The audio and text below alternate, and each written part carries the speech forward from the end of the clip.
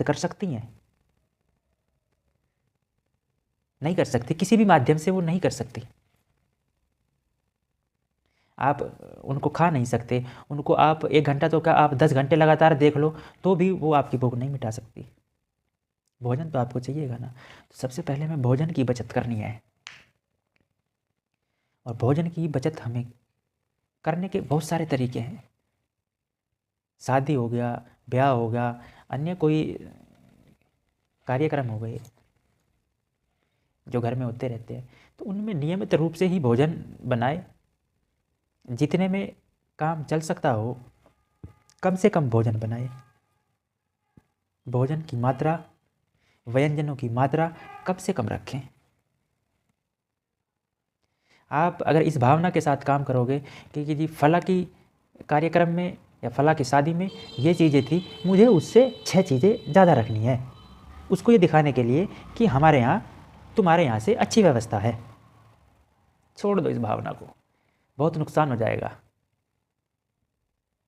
ये इस भावना ने, जितने भी ये सामूहिक कार्यक्रम होते हैं, शादी ब्याह पार्टी, अब तो नए नए चल पड़े हैं, जन्मदिन, न जाने क्या क्या, इस भावना ने अन्न का दुरुपयोग बढ़ा दिया है। आप सब जानते हैं, मैं कह रहा हूँ तो मुझे आप न जाने क्या क्या कहेंगे, क्या क्या सोचेंगे, लेकिन इस भावना ने इस प्रकार के कार्यक्रमों में अन्न के दुरुपयोग को बढ़ा दिया है। आप देखते हैं शादी ब्याह के मंडप वगैरह में भोजन यूं ही बिखरा पड़ा रहता है, इतना इतना प्लेटों में छोड़ के जाते हैं, और फिर उससे वो कच्चा पक्का बनता है तो उससे नुकसान भी होता है कि नहीं। ये उससे 4 अधिक होने चाहिए की भावना ने ये इतनी संख्या बढ़ा दी, अब हमारे शरीर को नुकसान दे रही है। इसलिए छोड़िए, शादी ब्याह में बहुत नियमित रूप से भोजन बनाइए, जिससे कि हाँ हमारा काम चल जा रहा है। जो आपके द्वार पर मेहमान आ रहे हैं, अतिथि आ रहे हैं, वो भूखे ना रहें। उनको आप आइटम गिनवाइए ना,